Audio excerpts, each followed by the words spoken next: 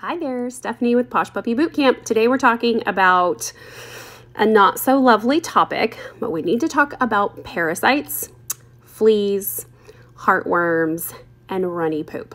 Here's what you need to know. Tapeworms, roundworms, hookworms, whipworms, coccidia, and giardia. Can you spell all of those? Did you write that all down?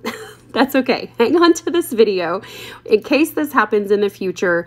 Those are the four most common types of worms, and coccidia and giardia are one-cell organisms that are considered parasites also. They are fairly easy to treat over the counter, and Michelle treats for this on a pretty rigorous protocol that kind of lines up with their shot schedule. She also treats for fleas and heartworms that kind of lines up with that schedule as well. So sometimes that's my job. If the puppy is in my care, I will make sure that they are being treated according to her protocol prior to their vet visits. They have 3 vet visits for their DHPP, and then they'll have a 4th for their rabies, okay? So the deworming, we just kind of do that whether they have worms or not. We're gonna make sure that we treat for that so that they have a clean stool sample. Now, they can reinfect themselves really easily. They can go out in the backyard and pick up a stick or a leaf or dig up something in the dirt. It could come in on your shoes. It could fall from a bird in the sky. There's really no way to completely control it.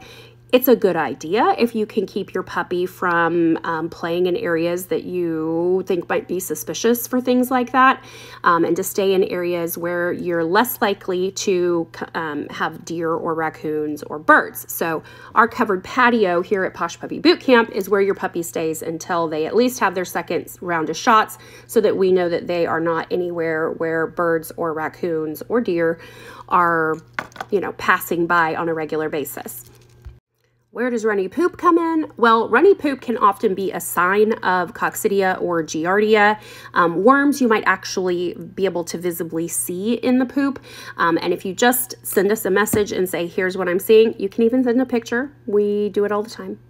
We're poop experts. As glamorous as that is, we love to be able to help you and guide you in the right place. You do not necessarily have to run to the vet every time you have runny poop or suspect a worm problem. There are great over-the-counter products, but to make sure that you get to the right one, it's best to reach out to us and we can kind of point you in the right direction. A note on Revolution. This is the flea and heartworm preventative flea control and heartworm preventative, I should say, that we highly, highly recommend. Sometimes vets get a little bit of a kickback by recommending other brands, or they may only sell another brand of flea and heartworm product. We recommend that you say, okay, thanks, I'd really like Revolution. And the reason that we prefer that is because it's a topical that goes on their back. They cannot get away from it. They cannot lick it off. They cannot get out of it in any way, but they can spit out a pill. They can hold it in their mouth for a very long time, and you may never, or they can throw it up later. And then and you have no idea that they're not treated at all. But with Revolution, you know 100% that they are absolutely taken care of. So, runny poop. The best thing you can do, the first thing you should do, is 100% pure pumpkin. Not pumpkin pie filling or anything like that, but 100% pumpkin. If it's organic, even better, but 100% pumpkin. You shouldn't have too much trouble getting your puppy to eat it. They kind of like it, but if you do, just take a spoon and kind of put it up at the roof of their mouth and they'll sort of be forced to deal with it. That can often solve the problem right then and there. You can also change their diet to chicken and rice. I usually just use minute rice and canned chicken. You can use, organic. You can use basmati rice. you can dress it up however you want, but keep it plain and simple and unseasoned. It's just rice and chicken. That usually is a very bland, easy diet for them to manage. Sometimes even put a little bit of pumpkin in with that, so that you're covering all of your bases. But that bland diet will usually firm up their stool, and then they can go back to eating their kibble, and you can even introduce that kibble into the chicken and rice slowly as needed. So don't let any of those things freak you out. If you're a new dog owner, sometimes it can be really scary for your vet to say your puppy has giardia. And you're like, oh my gosh, that sounds terrible.